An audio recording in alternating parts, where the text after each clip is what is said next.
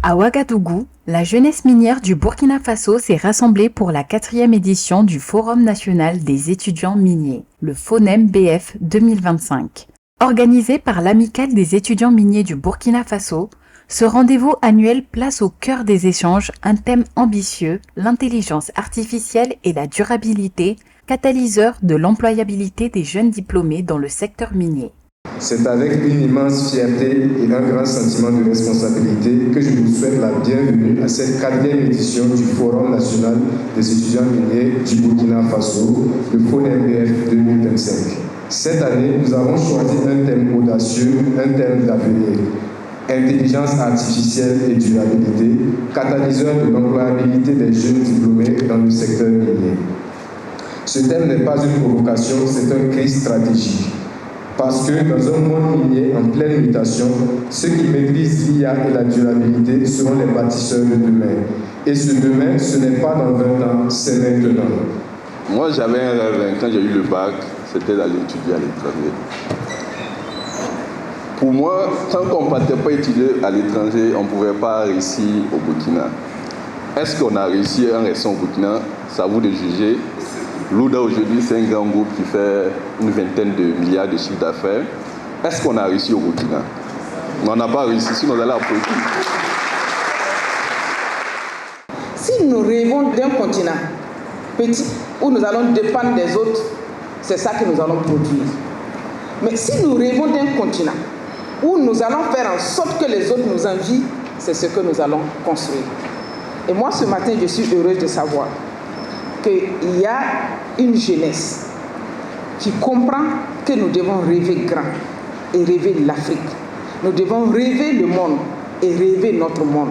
Et je pense et je suis convaincue que si chacun de vous, vous êtes là, c'est parce que nous voulons oser rêver notre Afrique, notre monde et notre vie.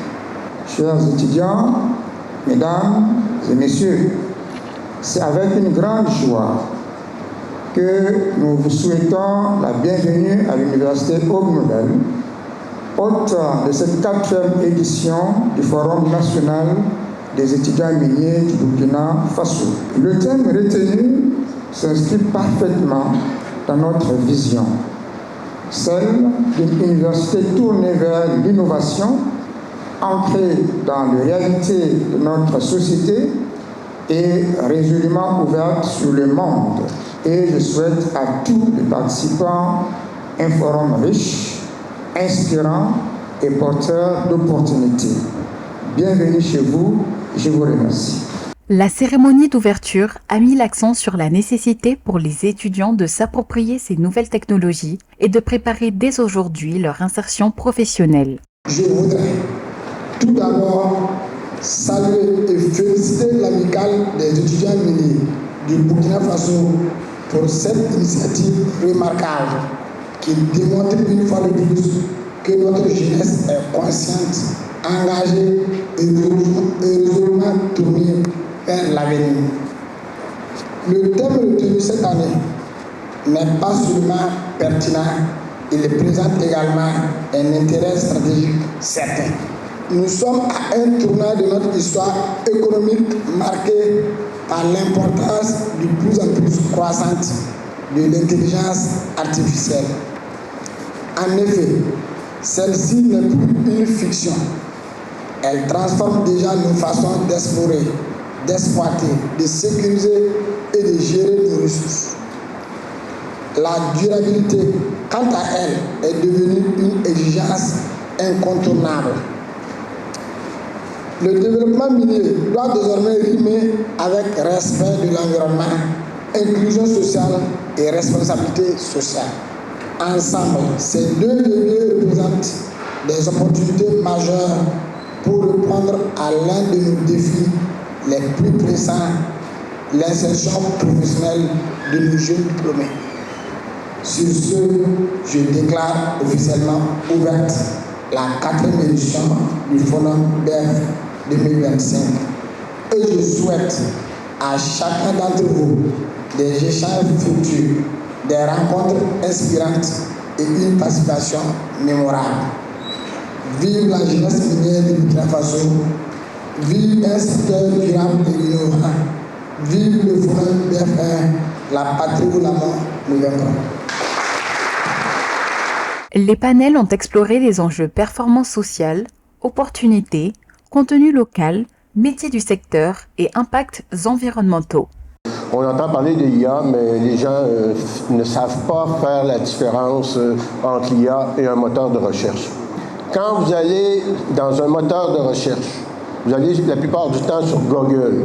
Google, c'est 98% d'utilisation des moteurs de recherche dans le monde. Mais ça, ce n'est pas un IA.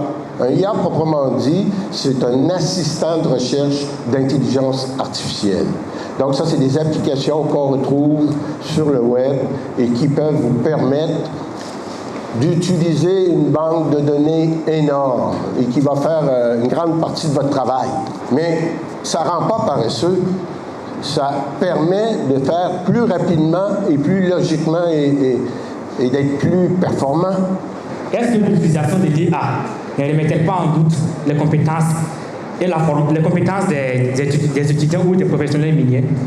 Est-ce que l'IA n'a pas d'inconvénients sur la jeunesse? Ce n'est pas un inconvénient. Il faut sauter dans le train. C'est un avantage, un outil. C'est une révolution. Actuellement, les miniers, ils ne savent même pas l'importance de l'intelligence artificielle. Ils ont lu des revues, mais ils ne l'ont jamais appliqué. Ils n'ont pas vécu là-dedans. Nous, ça fait 1 an, jour pour jour, qu'on travaille chaque jour avec l'intelligence artificielle. Donc, on sait comment on peut être performant. Il faut dire que pour qu'on parle de durabilité dans l'exploitation minière, tout de suite, il faut adopter des technologies propres. On peut faire l'exploitation minière de façon vraiment propre. On peut réutiliser les résidus miniers. On peut réduire les émissions des gaz à effet de serre, par exemple en utilisant de l'énergie solaire et d'autres types d'énergie nouvelle et puis renouvelable. Tout au long du forum, experts, enseignants et responsables institutionnels ont insisté sur l'importance pour la jeunesse de s'approprier les nouvelles technologies, d'anticiper les besoins de l'industrie et de s'engager pleinement dans la transition vers une exploitation minière plus responsable. Toutes les sociétés minières se posent cette question: comment nous devons mener nos opérations, comment nous devons mener nos activités sans impacter de façon très exagérée notre cadre de vie, c'est-à-dire les communautés. D'abord, une mine ne choisit pas où est-ce qu'elle s'installe.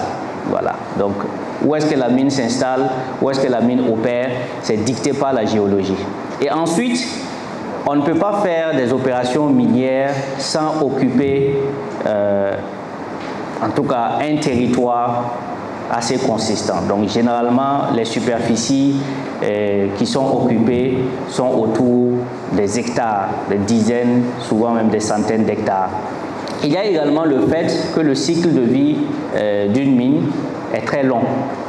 Pour passer depuis les premières étapes de la vie d'une mine jusqu'au moment où elle entre en production, en moyenne, on met 18 ans selon les recherches. Souvent, ça peut être plus, souvent, ça peut être moins. Également, il y a le fait que la mine demande vraiment un capital assez élevé pour pouvoir opérer. Et dernièrement, quand la mine s'installe, il y a beaucoup d'attentes qui viennent de la part de la communauté environnante, souvent même du pays et au-delà, parce qu'il y a également les investisseurs. Donc il y a toutes ces attentes-là qui sont là, qui interagissent aussi avec l'empreinte de la mine. Donc il faut pouvoir intégrer tous ces aspects quand on veut parler de performance sociale dans le secteur minier. Que ce soit les opportunités d'emploi ou les opportunités d'affaires, dans le secteur minier, la première des choses à faire, c'est de connaître le secteur. Et quand je dis connaître le secteur, ce n'est pas seulement connaître le nom des sociétés minières qui sont en activité ou le nom des sous-traitants qui sont en activité, c'est réellement une démarche. Et cette démarche voudrait que si vous avez l'ambition de travailler pour le secteur minier, que vous commencez par vous former dans un domaine qui peut intéresser le secteur. Alors la stratégie nationale du contenu local, c'est quoi? Parce que c'est vrai qu'il y a la réglementation, mais au-delà de la réglementation, il faut des actions qui puissent soutenir le développement des capacités nationales. Parce que même si nous avons un cadre réglementaire qui est favorable, si nous n'avons pas à côté des infrastructures, des actions qui puissent renforcer les capacités des acteurs, ça peut poser problème. Ce n'est pas suffisant pour pouvoir saisir les opportunités qui peuvent exister dans le secteur. Donc nous avons la stratégie nationale 2021-2025. Ça veut dire que la dernière année, c'est cette année, et nous devons aller vers une nouvelle stratégie. Et nous avions défini essentiellement 3 axes opérationnels. Un axe qui est en lien avec l'approvisionnement des industries extractives, tout ce qui est en lien avec les achats de biens et services.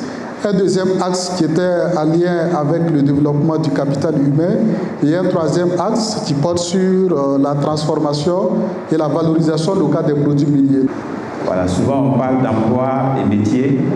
Donc, on prendra le temps effectivement donc, de donner des détails par rapport aux différents métiers. En phase de recherche, on peut avoir effectivement plusieurs types de métiers. Nous avons par exemple les ingénieurs géologues, les techniciens, les géologues de cartographie, les échantillonneurs, les techniciens. Une panoplie d'emplois qui a trait effectivement donc, à la géologie, qui a trait effectivement donc, à la mise en place effectivement donc, de ressources. On aura aussi besoin, pour certaines études géochimiques, d'un spécialiste en géochimie, un ingénieur ou un technicien, mais on aura toujours besoin d'un géomaticien. Ensuite, on aura besoin effectivement donc, de sondeurs miniers. Ensuite, nous avons donc les économistes. Ça, vraiment, c'est des métiers qui d'appui effectivement donc, au corps de métier donc, spécifique. En phase de construction, c'est beaucoup plus ceux de génie civil qui vont beaucoup plus intervenir dans la construction des infrastructures, de l'usine et autres. La diapo que nous voyons évoque la déforestation. Et quelle est l'information qu'on nous donne au sujet de cette diapositive? C'est qu'au Burkina Faso, il y a eu une perte de 17,5% du couvert végétal de 1990 à 2010.